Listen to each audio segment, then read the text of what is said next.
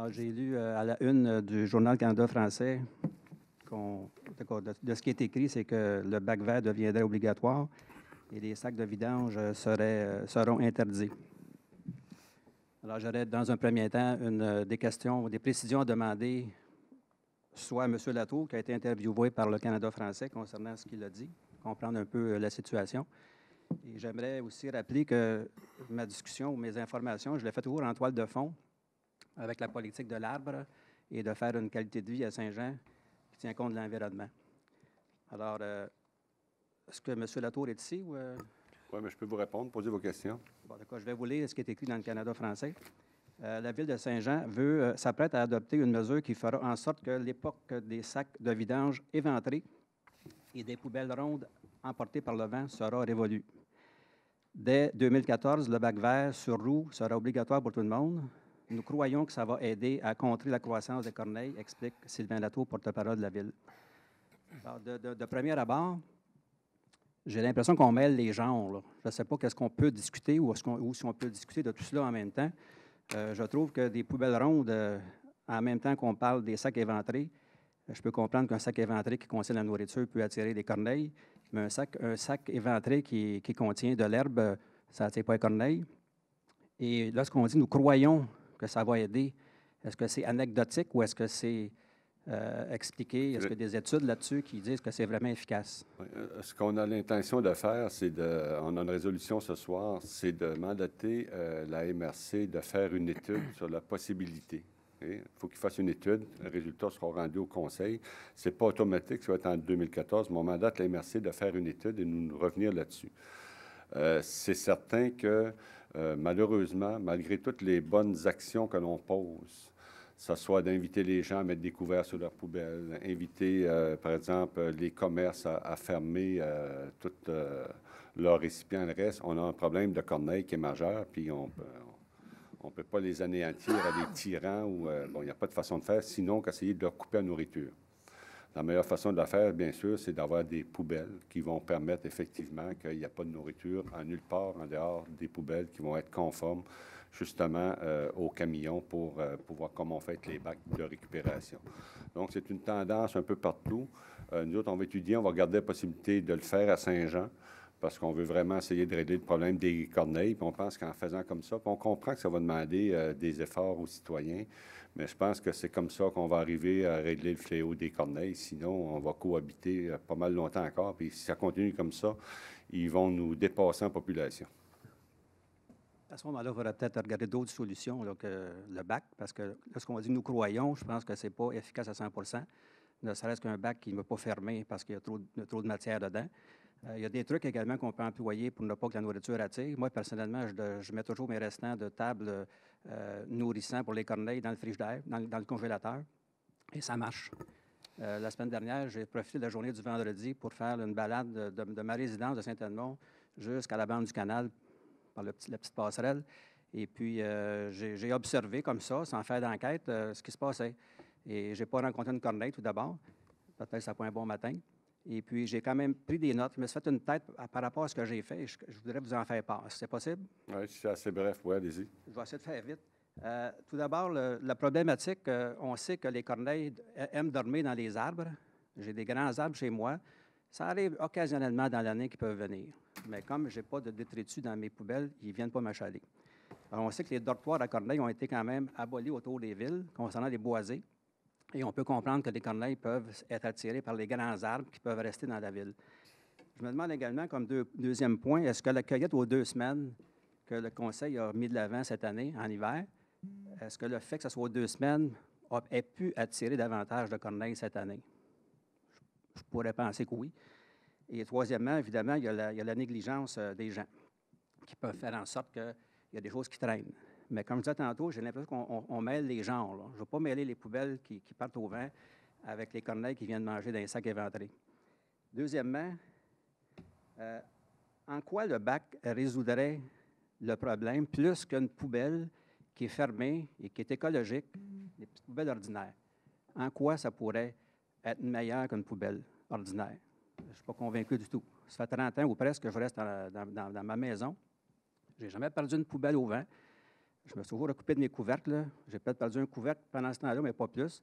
Et puis, comme je vous ai dit, je pense qu'une poubelle qui est bien entretenue répond à mes besoins. Question suivante. Est-ce qu'on a prévu combien de bacs les citoyens devront acheter? Donc, il y a des coûts à ça. Il y a des coûts d'achat, il y a des coûts d'entretien qu'une roue qui est partie, sans être partie au vent, des fois, elle tombe à terre et ça se brise plus ou moins facilement. Donc, il y a des coûts associés au bac. Donc, si on prend une poubelle de 240 litres à 120 $, une poubelle de 240 litres, peut-être c'est trop pour une personne âgée ou une personne qui reste seule. Alors qu'actuellement, elle peut être habituée à mettre son petit sac de plastique au chemin. Donc, ça complique la chose pour ces personnes-là. Peut-être un bac, ça peut être insuffisant. Et dans ma petite randonnée dans la ville, j'ai remarqué qu'à plusieurs endroits où on avait un bac vert, dans les maisons résidentielles privées, il y avait aussi des poubelles autour. Ça veut dire quoi, ça? Ça veut dire qu'il faudrait-il avoir plus qu'un bac? 2 bacs? Personnellement, j'aurais besoin d'au moins 3-4 bacs en automne, au printemps, et l'été, lorsque je fais mes haies. Il n'est pas question de 3-4 bacs, là. Comme je vous dis, M. Roy, ça va être au stade d'étude. On n'enlève pas la possibilité qu'il y ait 2 bacs par foyer ou des choses comme ça. On n'est pas fermé à ça. Non, mais j'en veux pas. Mais, pardon? C'est ça, ce que je veux mentionner, ça n'a pas de bon sens d'avoir un bac noir. Ensuite, on aurait 1, 2, 3 peut-être bacs verts. Et puis le bac de matière organique qui est prévu pour quoi, 2015, je crois? Bien là, présentement, c'est pas pour nous, là, c'est pas dans les cartons, comme on dit. Là. Pour nous, mais là, on on a commencé par le bac vert. Maintenant, on va s'en aller avec celui-là. Non, mais vous êtes d'accord si l'étude est concluante, puis on va y aller par étapes. Là. Non, on est d'accord pour dire qu'il y a quand même le bac en matière organique qui s'en vient, là? Oui, c'est possible. C'est le ministère, oui, c'est possible. Si on n'a pas le choix, on va y aller aussi. Ah, d'accord. Ce que je veux dire, c'est que ce que j'ai lu, c'est que ça s'en vient. Écoutez, on n'a pas le choix. Là. À un moment donné, il faut que les gens aient une consommation responsable, puis dans le traitement des matières résiduelles également. M. Berthelot, je veux juste faire comprendre, un bac noir, un bac vert, peut-être 2-3 bacs verts, plus un bac à matière organique, ça commence à faire des bacs, là. Déjà que sur les trottoirs, la journée du recyclage, on a de la misère à passer, à pied, les enfants, les carrosses. Il y a un problème, là. Peut-être plus important que les poubelles qui partent au vent. Monsieur le maire suppléant, vous savez qu'à Sherbrooke, ils ont les 3 bacs, puis ça va très bien, puis c'est une ville avec des côtes, puis tout ça, puis ils ont les 3 bacs. Bien, vous m'expliquerez le système. Oui, mais ça se fait. Mais ce que je veux dire, si j'ai 2-3 bacs, moi, pour mes ordures de déchets de haies, je veux que vous preniez connaissance de ça, là. Alors, je ne mettrai pas 300$ pour couper mes haies. Je vais les couper. Et les arbres également, je vais les couper. C'est ça qui va arriver. Alors, écoute, ça n'a pas de bon sens. Je n'ai même pas de place pour les mettre en hiver, mes bacs. C'est sûr que quand on fait des changements, quand on apporte des changements, il faut changer nos habitudes de vie, mais il faut regarder les coûts qu'on a. C'est sûr qu'on va regarder à l'étude, mais c'est sûr qu'on ne fera pas de cachette. Je pense que le conseil va pencher vers ça. Mais il va falloir changer ces modifications, changer ses habitudes de vie. Quand le compost est arrivé, M. Roy, c'est pas tout le monde qui s'est converti au compost. Moi, à la maison, je me suis converti au compost, puis depuis ce temps-là, c'est le fun, mes déchets, mes sacs verts ont diminué de beaucoup. C'est sûr, certain, quand on taille nos headsets, oui, il y a des périodes dans l'année où, finalement, nos poubelles vont être plus pleines. Est-ce qu'on peut les stocker sur le bord de sa maison, les repasser? Je ne sais pas, il faut changer nos façons de vivre. Si on veut économiser, il faut changer. En ce qui concerne, lorsque vous coupez des choses comme ça, vous pouvez aller au centre là, de recyclage sur la rue Godette, puis les prendre. Il y a si aucun problème si vous m'enlevez mon compte de taxes pour les poubelles, peut-être je vais le faire. Mais il n'y a pas question de commencer à faire le transport dans mes poubelles alors que je paye par année. Alors, c'est ça que je vous dis comme problématique de fond. Là. On paye pour mettre nos déchets au chemin. Je fais mes efforts. Moi, je travaille avec des poubelles. Des poubelles. C'est bon. Merci. J'achève. OK. Bon, bien, achevez, là, parce qu'il y a d'autres gens qui veulent poser des questions.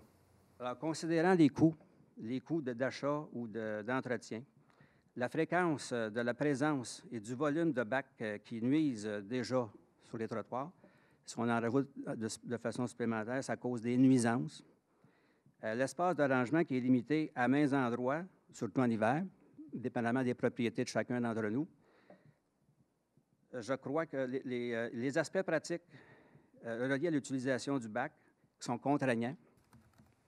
Je crois que l'obligation exclusive du bac est arbitraire, non pratique, abusive et potentiellement coercitive. Si c'est le genre de société qu'on veut faire, ça irait dans ce sens-là. Je crois donc que l'accent devrait être mis sur l'éducation et la sensibilisation pour l'utilisation de poubelles ou de bacs en évitant de pénaliser les honnêtes citoyens. Je crois qu'on ne devrait pas imposer le bac et en laisser l'utilisation aux personnes à qui ça fait que ça répond à leurs besoins. Je crois que finalement, que les citoyens devraient être libres d'utiliser les poubelles, tandis qu'ils peuvent répondre à leurs besoins, tout à fait dans le respect de l'environnement. J'aimerais qu'on n'oublie pas ces points-là, qui sont des points pratiques qui partent du citoyen tout d'abord, en étant capable de se mettre dans sa peau. Merci de vos commentaires, M. Roy.